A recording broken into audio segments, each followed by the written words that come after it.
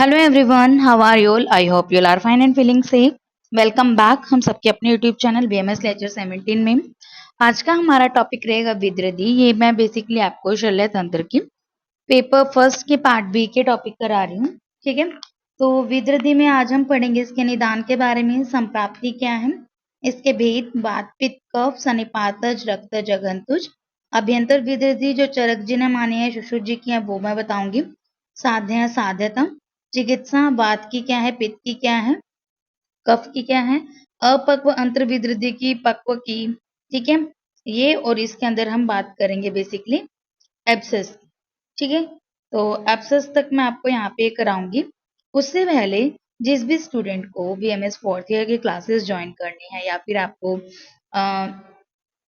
PG preparation की classes join करनी है, तो आप मुझे मेरे टेलीग्राम चैनल पे मैसेज कर सकते हो बीएमएस लेक्चर 17 पे, या फिर आप मुझे पर्सनली मैसेज कर सकते हो। My Gmail ID is bmslectures910@gmail.com। Okay, तो आप वहां पे मुझे मैसेज कर सकते हो। स्टार्ट करते हैं। सबसे पहले विद्रदी होता क्या है। अगर बात करें कि क्वेश्चन कितने नंबर का आ सकता है, देखो विद्रदी का जो क्वेश्चन है अगर वो 10 मार्क्स में आता है, क्योंकि हमारी यूनिवर्सिटी में 10 का ही आता था, अगर आपके में 15 का भी आता है तो नो प्रॉब्लम, 15 का भी बन जाएगा यही। ठीक है, तो इसके अंदर आपको ये विद्रदी भी बतानी है। अगर आपको लगता है कि विद्रदी में आपके पेजेस ज्यादा बन रहे हैं तो ठीक है, तो विद्रदी लिख दो, बस इसका थोड़ा सा लिख दो कि हाँ मॉडर्न में हम इसको एब्सेस से कोरिलेट कर सकते हैं। ठीक है, तो देखो अगर आपका आता है अगर नहीं बन पा रहा है तो आपको एब्सेस वहां पे बताना पड़ेगा। अगर अलग अलग से पूछा जाए, अलग अलग से ये 4 मार्क्स में वो पूछ सकते हैं मॉडर्न, और 4 में ये पूछ सकते हैं। 10 के तो ये क्वेश्चन अलग से अलग बिल्कुल नहीं बनते। ठीक है, तो मैं आपको साथ साथ बताऊंगी क्या 2 मार्क्स का पूछ सकते हैं, क्या 4 का और क्या 10 का। 10 का तो पूरा ही क्वेश्चन बनता है। तो सबसे पहले बात करते हैं विद्रदी। विद्रदी का जो आपको मैं बता देती हूँ, इसकी जो निरुक्ति है, इट इज विदहति इति विद्रदी, मतलब जिसके अंदर पाक होता है, जिसके अंदर सपरेशन विदाह होती है, विदाह होने के विदाह होने के कारण जैसे विद्रदी कहते हैं। ठीक है, विदहति इति विद्रदी। नेक्स्ट आती है इसकी आपको मैं बता दूं, परिभाषा इसमें नहीं लिखी हुई है, बट आपको ये परिभाषा लिखनी है। मैं आपको बताती हूँ व्हाट इज दैट परिभाषा। परिभाषा है इसकी, दुष्ट रक्त अतिमात्रत्वात् स वे शीघ्र भेदते तत् शीघ्र विदाहित्वात् विद्रदे इति अभिधीयते। दुष्ट रक्त अतिमात्रत्वात्, देखो एब्सेस आपको ये पता है क्या होती है मॉडर्न में, ठीक है। नहीं पता है तो थोड़ा हम अब पढ़ेंगे भी। तो क्या है, आचार्य चरक जी ने इसकी परिभाषा दी है। उन्होंने बोला है इसमें रक्त की अति दुष्टि होने के कारण, रक्त की अति दुष्टि होने के कारण शीघ्र क्या होती है, पाक हो जाती है, शीघ्र विदाह हो जाती है, और इसीलिए इसे विद्रदी कहते हैं। दुष्ट रक्त अति मात्रत्वात्, मतलब बहुत ज्यादा दुष्टि होने की वजह से रक्त की अति मात्रा में सवे शीघ्र विदायते, एकदम से उसमें विदाह होती है। तत् शीघ्र विदाहित्वात्, एकदम से शीघ्र क्या होने से, विदाह होने से इसे क्या बोलते हैं, विद्रदी इति अभिधीयते। अंडरस्टूड? आई रिपीटेड अगेन, दुष्ट रक्त, रक्त के दूषित होने पे, बहुत ज्यादा मात्रा में जब आपका रक्त दूषित हो जाता है तो शीघ्र ही पाक होता है, शीघ्र ही आपका पाक होता है, शीघ्र ही दाह होती है, इसी कारण इसे विद्रदी कहते हैं। ठीक है, तो क्या आएगा, दुष्ट रक्त अति मात्रत्वात् सवे शीघ्र विदहते, एकदम से उसमें विदाहते होता है। नेक्स्ट आता तत् शीघ्र विदाहित्वात् विदर्दी अभि विदर्दी इत्य अभिधीयते। Understood? The next point is निदानम। निदान क्या होते हैं मैं आपको बताती हूँ। सिंपल सी बात अगर करें तो जो निदान होते हैं वो आते हैं शीत अन्न या विदाही उष्ण रुक्ष आहार का सेवन करने से, या ज्यादा भोजन खाने से, विरुद्ध आहार के, अजीर्ण में भोजन करने से, या फिर आपका संक्लिष्ट मतलब मिक्स्ड विषम या फिर असात्म्य भोजन के सेवन करने से, ज्यादा मात्रा में विकृत मद का सेवन करने से, वेगों का धारण करने से, श्रम करने से, अत्यधिक व्यायाम, ज्यादा सोने से, ये व्यायाम ज्यादा करने से, ज्यादा भार उठाने से, ज्यादा पैदल चलने से, ज्यादा आपका व्यवहार करने से ये सब होता है। अंडरस्टूड? तो इसकी अब आती है संप्राप्ति की बात।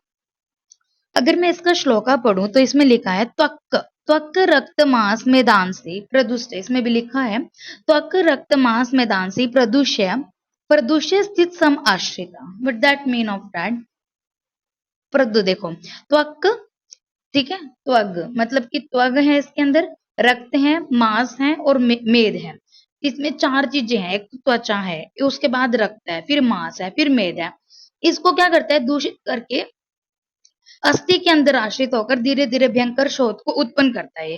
ठीक है, इन्होंने कहा प्रदुष्ट अस्थि समाश्रिता दोषा शोफ शने घोर जनियत उच्छिष्टा भृशम। और ये क्या करता है, वहां पे धीरे धीरे क्या करता है, उसको क्रॉनिक स्टेज बनाता है। ठीक है जी, तो इसमें यही बात लिखी है। तो इसमें सबसे पहले लिखा है इन्होंने त्वक रक्त मांस मेद मेदांसी प्रदुष्ट अस्थि समाश्रिता। आफ्टर दैट दोषा शोफ, शोफ करता है, कैसे शोफ करता है, शनि घोर, शनि शनि मतलब धीरे धीरे, घोर जन्यते उच्चिता भृशम, बहुत ज्यादा दारुण इसमें क्या कर देते हैं, शोथ को उत्पन्न करता है। तो इसकी संप्राप्ति क्या है, जैसे ही आपने बता दी दोष प्रकोप का सेवन किया, ठीक है, उससे क्या होगा, दोष प्रथम आपकी त्वचा रक्त मांस मेदाश्रित धातु में जाएंगे और अस्थि के अंदर प्रविष्ट करता है, धीरे धीरे वहां पे भयंकर शोथ को उत्पन्न करता है। ठीक है, अब जो ये होती है, अब जो ये शोथ होती है, ये महामूल वाली होती है, महामूलम रुजावंतम वृत्तम च आप्या अथवा अयत तम तमाहु विदर्दी धीरा विज्ञा स च षड्विद। इन्होंने क्या बोला है कि ये महामूल वाली होती है, क्योंकि एक तो अस्थि तक बात होगी तो ऑब्वियसली इसका मूल जड़ जो है वो बहुत ज्यादा होगी, पेन उसके अंदर होगा, क्योंकि अस्थि में पेन वात रहती है, पेन होगा। वृत्त मतलब की गोल होती है, और सॉरी, और आयत, आयत मतलब की दीर्घ फैली हुई होती है। ठीक है, च आप्य अथवा आयत, तमाहु विदर्दी धीरा मतलब उसके समान ये होती है, और ये कितनी होती हैं, स च षड्विद, 6 ये होते हैं। ठीक है, तो अब आपको विदर्दी क्या है, आपकी 6 है विदर्दी। ठीक है जी, विदर्दी कितनी है, 6 है। ओके, सो इसके प्रकार की बात करते हैं, जैसे कि आपको पता ही चल गया। और मैं बता दूं आपको, आचार्य चरक जी ने तो 2 ही माने, एक तो बाह्य विदर्दी, एक अभ्यंतर मानी है, लेकिन सुश्रुत जी ने 6 माने हैं, वात पित्त कफ त्रिदोषज रक्तज और शतज। शतज इज इंपॉर्टेंट इन दैट, शत लगने से क्या होती है, विदर्दी बन सकती है। ठीक है, तो वात की बात करते हैं एक बार, उससे पहले मैं आपको इसमें आई थिंक है बाह्य विदृति, ऑलरेडी एक्सप्लेन दैट कि वात पित्त कफ सनिपात शतज और रक्त जाता है। अगर अभ्यंतर मैं आपको बता देती हूँ, अभ्यंतर जो है वो 10 है। वो किस प्रकार से है, सबसे पहले आती है गुद, देन बस्ती। अब आपको मैं इमेजिनेशन की बात करनी है आपको, बेसिकली सबसे पहले आप नीचे आओ, आप गुद है, उसके बाद बस्ती आएगी। ठीक है, मतलब आपको ऐसा सोचना है नीचे से ऊपर की तरफ चलना है, गुद देन बस्ती, बस्ती के ऊपर नाभि, नाभि के बाद कुक्षी, वंक्षण है। ठीक है, मतलब उसके पास तो नहीं है, मतलब थोड़ा आपको कोरिलेट करके याद करना है, वंक्षण, देन वृक आएगा, प्लीहा आएगा, प्लीहा के बाद आपका, जैसे यकृत कर लो आप याद, प्लीहा यकृत, हृदय आएगा और क्लोम आता है। ठीक है, गुद आता है, बस्ती आएगी, नाभि आएगा, और वंक्षण आता है आपके पास, कुक्षी आता है, वृक, प्लीहा यकृत आता है, हृदय और क्लोम आता है। ठीक है, तो इनके लक्षण मैं आपको बाद में बताऊंगी, अभी सिर्फ मुझे आपको ये तालिका बतानी थी, तो मैंने आपको ये बताया। अब इसकी बात करते हैं इनके विदृति के सामान्य लक्षण की। आई ऑलरेडी एक्सप्लेन यू महामूलम रुजावतम च आप्य अथवा, अच्छा आप्य अथवा आयत, अंडरस्टूड। तो आपको ये वहां पे लिखना ही लिखना है, जो यहाँ पे आपका लिखा हुआ है कि महामूलम, महामूल वाली है, रुजावंतम है, पेन वाली है, वृत्त है, च आप्य अथवा आयत है, चौड़ी है। ठीक है, उसे आप क्या कहोगे, ये विदृति कहेंगे। ठीक है, अब आते हैं इसके विशेष लक्षण। तो according to doshas we are discussing about vata. Vata क्या आएगा आपके पास, कृष्ण अरुण वा परुषो भृष्टम अत्यर्थम वेदना चित्र उत्थान प्रपाकश्च विदृति वात संभव। कृष्ण अरुण, कृष्ण अरुण परुषा, कैप के ए पी, कृष्ण अरुण परुषा, वृषम अत्यर्थम वेदना, बहुत ज्यादा मात्रा में जिसमें पेन होगा, चित्र उत्थान प्रपाकश्च, चित्र उत्थान मतलब अनेक प्रकार के इसमें पाक होंगे, चित्र मतलब अनेक प्रकार के। ठीक है, कृष्ण अरुण परुषा, कृष्ण अरुण परुषा, ठीक है, क्या बोलना है आपको, कृष्ण अरुण व परुषम वृषम अत्यर्थम वेद। ठीक है जी, इसके अंदर बहुत ज्यादा पेन होगा, कृष्ण अरुण व परुष वृषम अत्यर्थ वेदना। ठीक है, नेक्स्ट आएगा चित्रोत्थान प्रपाकश्च विदृति वात संभव। ठीक है, और अलग अलग प्रकार के क्या होते हैं, पाक होते हैं, ये आपके पित्त वातज विदृति के लक्षण है। ठीक है जी, तो क्या आएगा, कृष्ण अरुण व परुष, नेक्स्ट वन इज वृषम अत्यर्थम वेदना, नेक्स्ट आएगा चित्रोत्थान चित्रुत्थान प्रपाकस्य विदृधि वात संभव। नेक्स्ट आता है पित्त की। पित्त की अगर बात करते हैं तो यहाँ पे आएगा आपके पास पक्व उदुम्बर समकांशम श्यावो व ज्वरदाहवान क्षिप्र उत्थान प्रपाकस्य विदृधि पित्त संभव।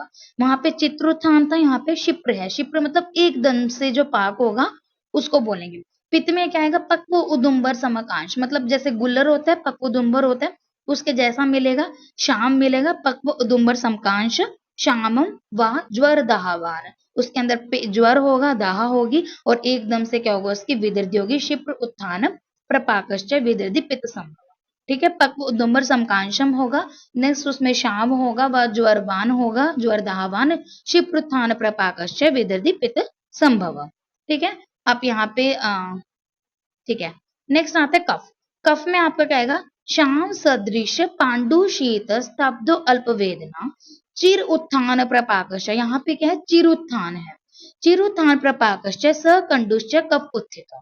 ठीक है, तो इसमें क्या आएगा आपके पास सबसे पहले बोला है कफ। कफ में क्या आएगा श्राव। श्राव आपने देखा होगा, देखा है घड़े के ऊपर जो उसका ढक्कन रखते हैं श्राव उसको बोलते हैं, मिट्टी का जो घड़ा होता है उसकी तरह। श्राव श्राव सदृश पांडु होगा, शीत होगा, स्तब्ध और उसमें बहुत कम पेन होगा, और चिर उत्थान मतलब बहुत देरी से, चिर मतलब बहुत लंबे समय के बाद ये इसमें पाक होगा, और कंडु इसके अंदर बहुत ज्यादा रहती है। तो शाम सदृश, नेक्स्ट पांडु पीत नहीं पांडु शीत स्तब्ध अल्प वेदना चिर उत्थान प्रपाकश्च सकंडुश्च कफोत्थित। अंडरस्टूड।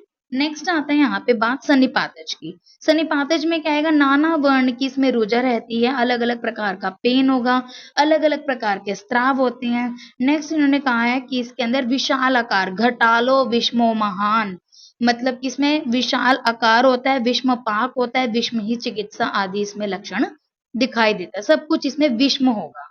अंडरस्टूड। नेक्स्ट आता है रक्तज की बात अगर हम करते हैं। रक्तज आपको क्या याद करना है कि जो इसमें रक्तज कृष्ण सफोट आवृत, काले रंग के सफोट मिलेंगे, शाव स तीव्र दाह रुजा ज्वर, और काले रंग के स्फोट मिल रहे हैं तो इसमें शाव स तीव्र दाह, उसमें बहुत ज्यादा दाह, रुजा होगी, ज्वर होगा, पित्त विदृधि लिंगस्तु, पित्त विदृधि किसके अंदर लक्षण मिलेंगे, रक्त विदृधि उच्चते, उसे रक्त विदृधि कहते हैं।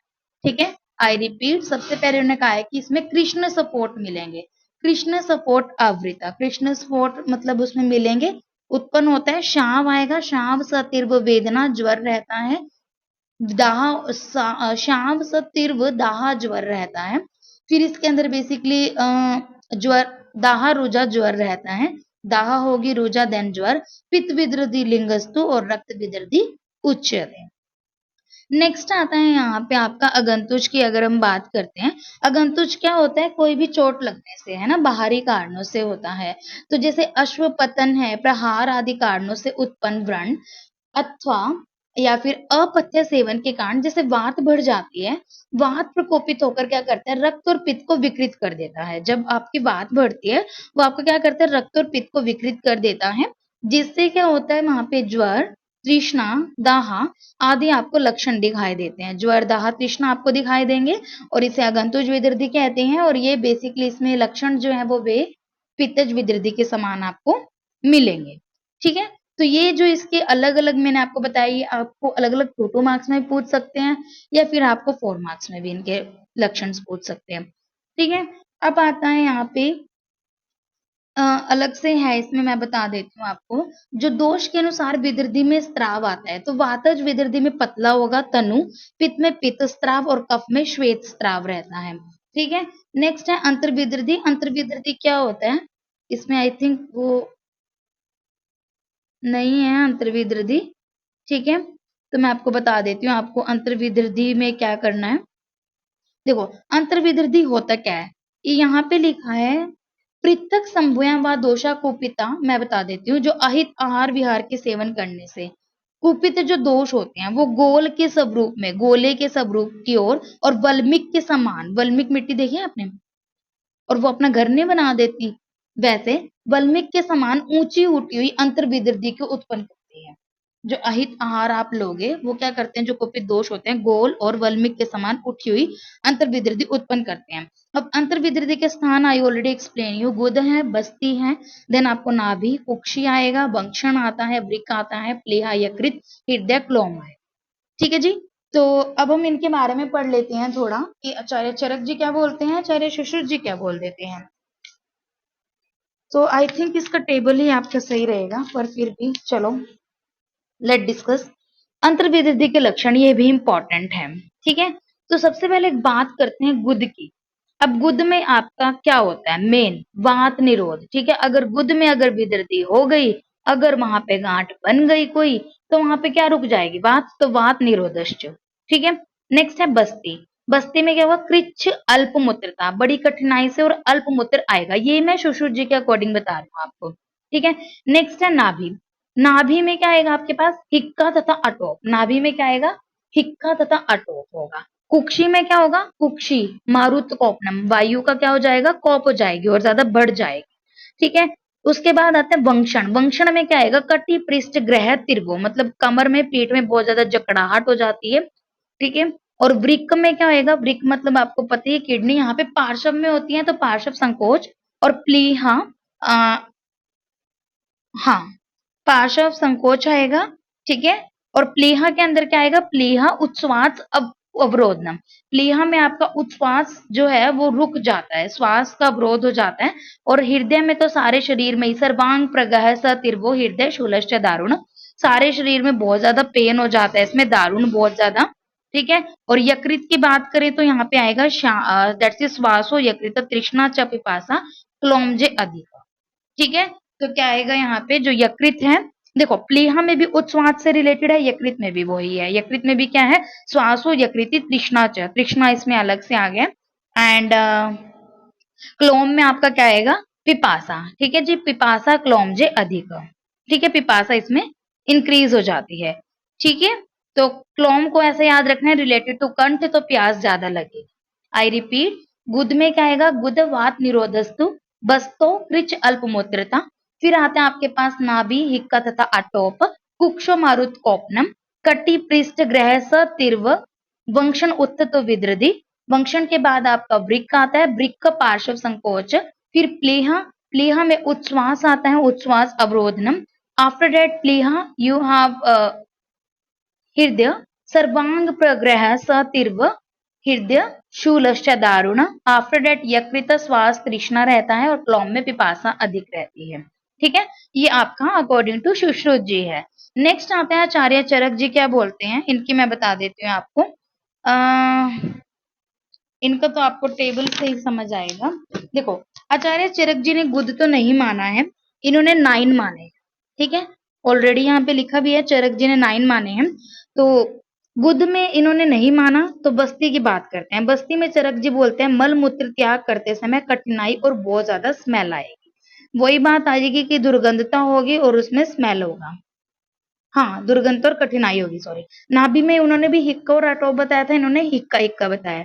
कुक्षी में वहां वात कोपनम था, तो यहाँ पे इन्होंने बताया है उदर व पार्श्व के मध्य तथा अंश में शूल होता है, शोल्डर में पेन होगा। वंक्षण में वहां कटिग्रह पिष्टग्रह था, यहाँ पे शक्ति साध है। वृक्क पार्श्व संकोच था, तो यहाँ पे पृष्ठ कटिग्रह आएगा वृक्क का। प्लीहा सेम है। हृदय में तमक श्वास प्रमोह का श्वास आएगा, यहाँ पे यकृत में भी श्वास सेम ही है। एंड क्लोम में भी सेम ही है। ठीक है, तो ये आपका अंतर्विदृद्धि का हो गया। नेक्स्ट बात कर लेते हैं इसके बाद हम साध्या साध्यता की। मर्म स्थान में उत्पन्न विदृद्धि कष्ट साध्य होती है। As you all know that कि मर्म स्थान में तो कष्ट साध्य होगी ही होगी। ठीक है, जो मर्म स्थान में होती है वो आपकी कष्ट साध्य होती है, और जो सन्निपातज है वो आपकी असाध्य होती है। अब बात कर लेते हैं चिकित्सा की, वेरी इंपॉर्टेंट बेसिकली। तो चिकित्सा में बात करें अगर, इसकी ट्रीटमेंट, हाँ, इसका ट्रीटमेंट वात में क्या करना है, पित्त में क्या करना है और कफ में क्या करना है। ठीक है, इसमें अलग अलग बता रखा है। तो वातज का क्या आएगा आपके पास, विदृद्धि का वात में आपको करना है, यहाँ पे इन्होंने लिखा है ले उर शोरु। ठीक है, ले उर शोरु। ले उर शोरू मीन्स ले मतलब यहाँ पे लेप आएगा, ठीक है। तो यहाँ पे बात की आप लिख लो साथ के साथ, डेट्स इज ले उ र शोरू, ले उर शोरू, ठीक है। तो ले से यहाँ पे आपका लेप आएगा, उ से उपनाह आएगा, र से रक्त मोक्षण एंड श से यहाँ पे शोधन एंड नेक्स्ट इज दैट रोपण। ओके, सो लेप, लेप किससे आपको करना है, वात है, दैट्स इज ब इससे क्या आएगा, भद्रदार व्याधि गण कल्क में घृत तेल मिलाकर आपको लेप करना है, भद्रदार व्याधि गण। ओके, नेक्स्ट उपनाह, उपनाह की बात करें तो अनुपमास जो होता है उससे, उसमें सेंधा नमक और कांजी मिक्स करके आप कर सकते हो। रक्त मोक्षण करना है, शोधन के लिए भद्रदार व्याधि गण, तो मतलब बात में आपको भद्रदार व्याधि गण आपको याद रखना है, ठीक है। एंड रोपण के लिए त्रिवृत स्नेह द्वारा, रोपण किससे करना है आपको, त्रिवृत स्नेह से, रोपण विद त्रिवृत स्नेह, ठीक है। पित्त सेम आपका जैसे ऊपर बताया, लेकिन इसमें आपको जो लेप आएगा वो आपको चंदन से करना है, चंदन को दूध में पीस कर करना है क्योंकि ठंडा है। और पित्त वाले में आपको क्या याद रखना, कौन सा गण, न्यगोदरादि, न्यगोदरादि गण, ठीक है। बाद में तो आपने दार व्याधि कहा था, भद्रदार व्याधि, पित्त में न्यगोदरादि करना है। श्लेष्मा में क्या आएगा, सारा ऊपर का, और इसमें श्लेष्मा में रहता है आपका आरग वध, श्लेष्मा में किसका रहेगा, आरग वध आदि गण का, ठीक है। तो आपको ये गण आपको याद होने चाहिए। अब आ जाती है अंतर्विद्रदी, अगर अपक्व है, ठीक है। तो अपक्व अंतर्विद्रदी के आपको क्या लक्षण मिलेंगे, तो इसमें है, इसमें नहीं लक्षण नहीं, ट्रीटमेंट क्या करना है आपको, वरुण आदि गण के क्वाथ पान करना है। देखो अपक्व है, अभी पक्की नहीं है, ठीक है। अपक्व की बात हो रही है यहाँ पे, अगर अपक्व आपकी अंतर्विद्रदी है, ठीक है जी, अंतर्विद्रदी अपक्व है तो आपको वहां पे वरुण आदि करना है, वरुण आदि गण के क्वाथ का पान, ठीक है, घृतपान, सिद्ध घृतपान और बस्ती, वरुण आदि गण से। अगर पक्व है तो चीर करके व्रण के समान उसका उपचार करना है, मतलब उसमें इंसिजन लगा के after date according to the vrana, जैसे वर्ण में चिकित्सा करते हैं तो वैसे आपको करना है। नेक्स्ट आती है यहाँ पे जो मज्जागत विद्रदी होती है, वो जो मज्जागत विद्रदी होती है, एक बार मैं उसके लक्षण भी आपको बता देती हूँ। जो अस्थि मज्जागत विद्रदी होती है, जब अस्थि में विद्रदी उत्पन्न होती है तब चिकित्सा ना करने से मज्जा का भयंकर पाक होता है। मैं आपको बताती हूँ, जैसे अस्थि और मज्जा की बात है, अगर अस्थि में विद्रदी होगी तो चिकित्सा ना की तो मज्जा में क्या हो जाता है, बहुत ज्यादा पाक हो जाएगा, और जब यह पाक के कारण उसमें पिए जो है वो बाहर नहीं निकलती, ठीक है, तब रोगी को क्या होता है, ज्वलन वत वेदना, मतलब जैसे किसी ने जला दिया हो। और इस व्याधि में रोगी को चिरकाल तक कष्ट सहना पड़ता है, और ये बेसिकली शल्यकर्म द्वारा पस को बाहर निकालने के लिए मार्ग मिल जाता है। जब इस अवस्था में जब इस अवस्था में शल्य के द्वारा भी अगर बाहर निकालने के लिए मार्ग मिल जाता है, तब मेद प्रभ, मेद जैसा स्निग्ध श्वेत शीत गुरुस्त्राव अस्थि भेदन करने पर निकलता है, और यह व्याधि सर्व दोष युक्त होता है, ठीक है। तो अलग से भी आपको अस्थि मज्जागत विद्रदी पूछ सकते हैं, इस कारण मैंने आपको ये बताया है कि अगर 2 मार्क्स में ये आ जाए तो आपको पता होना चाहिए कि जब अस्थि में विद्रदी हो जाती है, चिकित्सा ना की तो मज्जा में पहुंचेगी, मज्जा में क्या होगा, वहां पे पाक होगा, वो बाहर पस नहीं निकल पा रही है, तो वहां पे ज्वलनवत पेन रहता है, और इसमें बहुत मतलब काफी दिनों तक, चिरकाल तक उसको ये दर्द सहना पड़ता है। और अगर जब हमें इसको मार्ग मिल भी जाता है तो हमें वहां पे क्या करना है, शल्य सर्जरी करके हमें उस पस को निकालना है, और जो वो पस निकलती है वो मेद प्रभ, स्निग्ध होती है, शीत होती है, गुरु होती है, अस्थि भेदन करके वो निकलती है, और सारे दोष युक्त ये होती है, ठीक है। इसका ट्रीटमेंट अलग से मैं बताऊं तो ये प्रत्याख्या कहकर चिकित्सा करनी चाहिए, ठीक है। स्नेहन स्वेदन करने के पश्चात रोगी का रक्त मोक्षण करना है, अगर पाक होने पर संधि में इंसिजन ही आपको करना है, ठीक है। विदृधि में पुयस रहित होने पर अगर पस है तो व्रण शोधन के लिए तिक्त द्रव्यों के क्वाथ से प्रक्षालन करना है, और तिक्त द्रव्यों से इसका ही मतलब तिक्त द्रव्य का ही तिक्त घृत का पान कराना है, ठीक है। तो ये भी आपको इसके अंदर इंक्लूड करना है, अगर आपको विदृति पूछा जाए, अगर आपसे ये जो अस्थि मज्जागत विदृति है ये तो आपको अलग से भी पूछ सकते हैं। तो अस्थि मज्जागत प्रत्याख्या है, बेसिकली स्नेहन स्वेदन करके रक्त मोक्षण कर दो, ठीक है। अगर पाक है तो उसमें छेदन कर दो, अगर बेसिकली पस है, पस में आपको क्या करना है, तिक्त द्रव्यों से क्वाथ का प्रक्षालन और आपको क्या करना है, तिक्त घृत का पान करवाना है। ठीक है। अब बात कर लेते हैं इसके मॉडर्न पार्ट की। तो मॉडर्न में हम विद्युति को कोरिलेट करते हैं एब्सेस से। ठीक है। विद्युति को किससे कोरिलेट करते हैं, एब्सेस से। तो एक एब्सेस क्या होता है, डिफाइंड एज कलेक्शन ऑफ पस इन अ कैविटी। क्या हो जाता है, एक कैविटी में पस इकट्ठी हो जाती है। इट कैन बी सुपरफिशियल और डीप, ये सुपरफिशियल भी इकट्ठी हो सकती है, डीप भी इकट्ठी हो सकती है। अब आता है इसके अंदर यहाँ पे पायोजेनिक एब्सेस क्या होती है। अब जो ये पायोजेनिक एब्सेस है, what is this pyogenic abscess. ठीक है। तो क्या होता है, it is a commonest variety of abscess, organism gain entry to form abscess by one of the following method. Organism जो है वो आपकी एंट्री कर लेते हैं किसी भी एक मेथड से, जैसे डायरेक्ट हो सकता है आउटसाइड से, या फिर लिम्फेटिक स्प्रेड, या फिर हिमेटोजेनस स्प्रेड से। इन चीजों से ऑर्गेनिज्म अंदर गए। Abscess start from focal inflammation focal. ठीक है। Focal inflammation in a close space followed by liquefaction necrosis of the native cells of the tissue. Abscess बनती कैसे है मैं बताती हूँ आपको। एब्सेस स्टार्ट होती है जैसे आपकी इन्फ्लामेशन हुई, पहले जैसे इन्फ्लेमेशन हुई तो वहां पे क्या हुआ, जो क्लोज स्पेस होता है फॉलोड बाय लिक्विफिकेशन, उसकी क्या कर देती है, लिक्विफिकेशन करनी शुरू कर देती है और नेक्रोसिस कर देती है, खत्म खराब करने लग जाती है उस पास वाले सेल्स को भी। पेशेंट प्रेजेंट विद फीवर और पेन, उसको फीवर पेन मिलेगा। और देर आर इसके कुछ कार्डिनल, जो आपके पता ही है इन्फ्लेमेशन के कार्डिनल फीचर्स हैं, वो आपको सारे इसमें मिलेंगे। ठीक है। जैसे कि रूबर, ट्यूबर, डॉलर, कैलर, फंक्शनलेसिया, ये मैं आपको ऑलरेडी बता चुकी हूँ। ठीक है।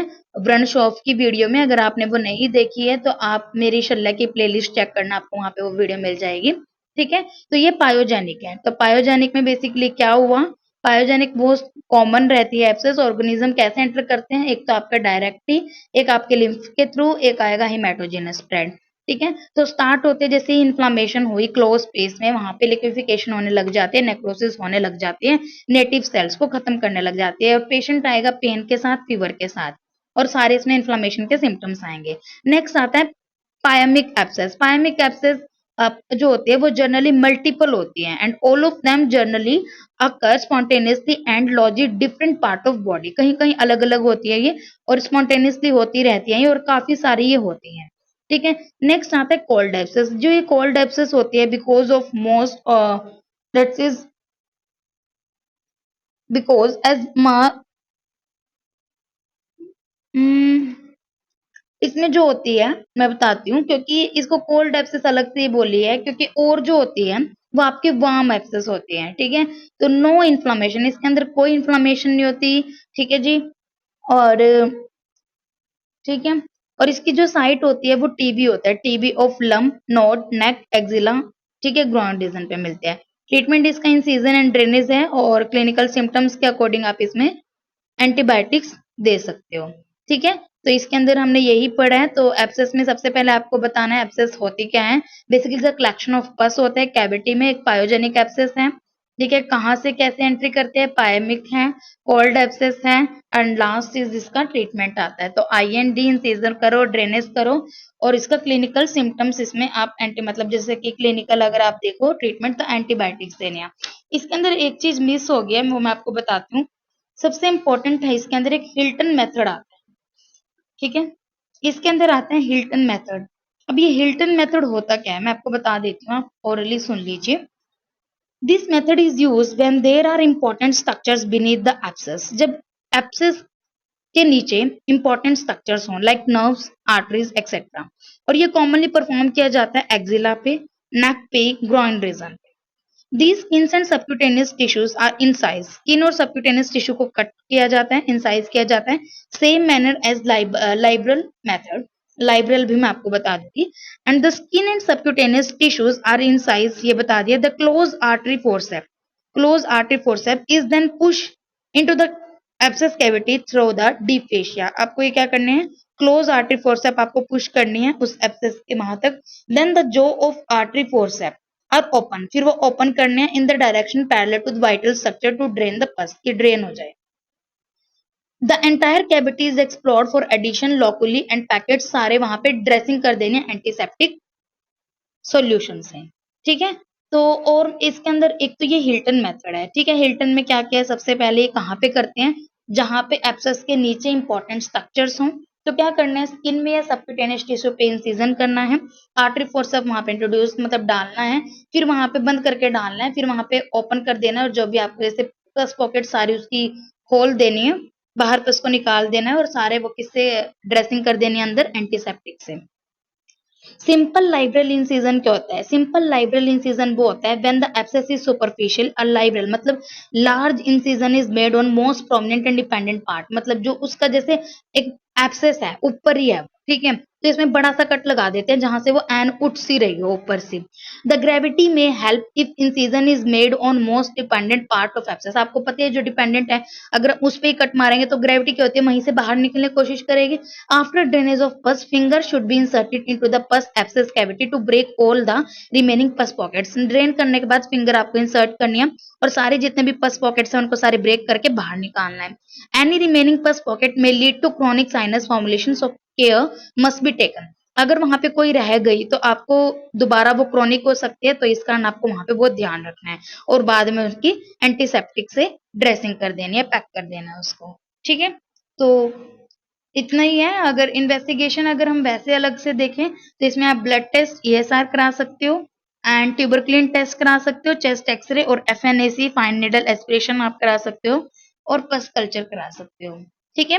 तो यहाँ पे ये टॉपिक कंप्लीट हो गया। अगर आपको इसमें कोई भी डाउट हो तो आप मुझे कमेंट कर सकते हो, और आपको ये वीडियो कैसी लगी मुझे कमेंट सेक्शन में जरूर बताना। और जिसने भी मेरे चैनल को अब तक सब्सक्राइब नहीं किया तो please and please subscribe my channel, bell icon को जरूर प्रेस कर देना, जिससे मेरे आने वाली वीडियो की नोटिफिकेशन आपके पास सबसे पहले आ सके, और आप उसको सबसे पहले देख के अपना सिलेबस कंप्लीट कर लो, साथ के साथ वो टॉपिक कंप्लीट कर लो, और जिससे आप अच्छे अच्छे मार्क्स आप एग्जाम में गेन कर सको। क्योंकि यहाँ पे मैं आपको सब बताती हूँ, क्या 2 मार्क्स का आ सकता है, क्या 4 का आ सकता है, क्या 10 का आ सकता है, ठीक है।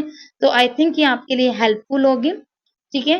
And thank you so much for watching my video.